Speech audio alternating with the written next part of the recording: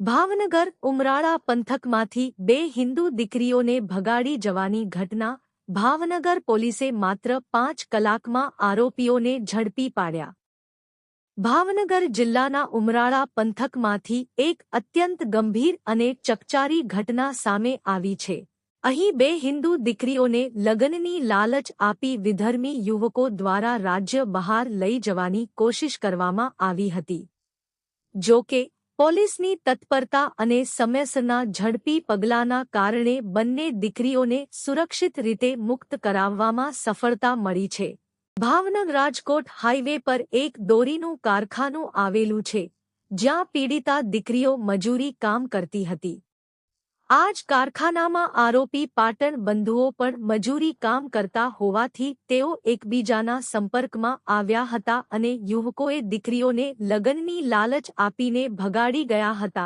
દીકરીઓના પરિવાર દ્વારા ઉમરાળા પોલીસ સ્ટેશનમાં જાણવાજોગ ફરિયાદ કરવામાં આવી હતી। ઘટનાની ગંભીરતા સમજીને ઉમરાળા પોલીસ તરત જ એક્શનમાં આવી હતી। ભાવનગર ક્રાઇમ બ્રાન્ચ અને ઉમરાળા પોલીસ દ્વારા હ્યુમન ઇન્ટેલિજન્સ અને ટેકનિકલ સોર્સના આધારે અલગ-અલગ 4 ટીમો બનાવવામાં આવી હતી। સમગ્ર જિલ્લામાં શોધખોળ હાથ ધરવામાં આવ્યા બાદ બરવાળા પોલીસ સ્ટેશનની હદમાંથી બંને દીકરીઓ તેમજ આરોપીઓ મહેબૂબ પઠાણ અને મુસ્તુફા પઠાણને ઝડપી પાડવામાં આવ્યા હતા। પોલીસના સુવ્યવસ્થિત આયોજન, સતર્કતા અને ઉત્કૃષ્ટ ટીમવર્કને કારણે માત્ર 5 જ કલાકમાં આ સફળતા મળી હતી અને એક મોટી દુર્ઘટના ટળી હતી। ઝડપાયેલા આરોપીઓ પૈકી મહેબૂબ પઠાણ અને મુસ્તુફા પઠાણ સગા ભાઈઓ છે અને સિહોર તાલુકાના વતની છે। પ્રાથમિક તપાસમાં સામે આવ્યું છે કે અંદાજે એકાદ વર્ષ પહેલા પણ મહેબૂબ પઠાણ દ્વારા આ જ દીકરીને ભગાડી જવા અંગેનો ગુનો દાખલ કરવામાં આવ્યો હતો। તે જામીન પર છૂટ્યા બાદ ફરીથી તે જ દીકરીને ભગાડી જવામાં સફળ થયો હતો। હાલ પોલીસ દ્વારા જામીન ઉપર છૂટેલા મહેબૂબના જામીન રદ થાય તે માટેની કાનૂની કાર્યવાહી પણ હાથ ધરવામાં આવી રહી છે। હાલ ઉમરાળા પોલીસ આ સમગ્ર મામલે ઊંડાણપૂર્વક તપાસ કરી રહી છે અને પકડાયેલા બંને આરોપીઓ વિરુદ્ધ કાયદેસરની કડક કાર્યવાહી કરવામાં આવી રહી છે। Bureau report Hemant Dabhi, SS2 news, Bhavnagar. જે રીતે આ ઘટના બની છે, કઈ રીતની ઘટના હતી અને શું? ગઈકાલે જે અપહૃત થયેલ દીકરીઓ છે એમના પરિવારજનોએ ઉમરાળા પોલીસ સ્ટેશન આવી અને જાહેરાત આપેલ કે એમની સગીર વયની દીકરી છે એમને મુસ્તફા નામનો જે વ્યક્તિ છે એ ભગાડીને લઈ ગયેલ છે। એ આધારે તાત્કાલિક અહીંયા ફરિયાદ નોંધી લેવામાં આવેલી। જે ફરિયાદી જે છે અને જે અપહૃત છે એ હિન્દુ ધર્મના હતા અને જેની ઉપર આક્ષેપ હતો, આક્ષેપિત જે છે એ મુસ્લિમ ધર્મના હતા। એના કારણે આની સંવેદનશીલતા વધી જવાના કારણે તાત્કાલિક ધોરણે એમની શોધખોળ હાથ ધરવામાં આવી।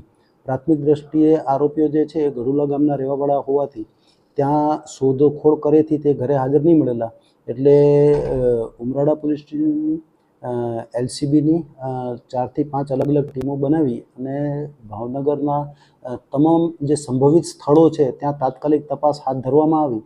અને આ દરમિયાન તમામ પ્રકારના સોર્સેસથી માહિતી મેળવવાનું કામ ચાલુ હતું। દરમિયાનમાં માહિતી એવી મળી આવી કે આ જે આરોપી જે છે એ અપહૃતને લઈને બરવાળા તરફ ગયા છે, એટલે બરવાળા પોલીસની જે ટીમ છે એમને પણ સાથે તપાસમાં જોડવામાં આવી અને ઉમરાળા પોલીસ LCBની ટીમ અને બરવાળા પોલીસની ટીમોએ સંયુક્ત ઓપરેશન કરી અને બરવાળા ખાતેથી એમને શોધી કાઢી અને હસ્તગત કરેલ છે। કેટલા આરોપીઓ હતા? કુલ 2 આરોપી છે। મહેબૂબ છે અને મુસ્તફા છે, એ 2 સગા ભાઈઓ છે, એ બંને આરોપીઓ છે। એમાં સંપર્કમાં દીકરીઓ કેવી રીતે આવી? સંપર્કમાં અસલમાં એવું છે કે એક દીકરી છે એને અહીંયા રાજકોટ હાઈવે ઉપર હરેશભાઈ કરીને એમનું એક દોરીનું કારખાનું છે, એના ઉપર જે આ દીકરીઓ છે એ પણ ત્યાં મજૂરી કામ કરતા હતા અને જે આરોપી છે એ પણ મજૂરી કામ કરતા હતા। તે વખતે જે આરોપી છે ને એ એકબીજાના સંપર્કમાં આવેલા અને ગયા વર્ષે પણ આ આરોપીએ આ દીકરીને આ જ રીતે ભગાડવાનો, અપહરણ કરવાનો ગુનો કરેલો.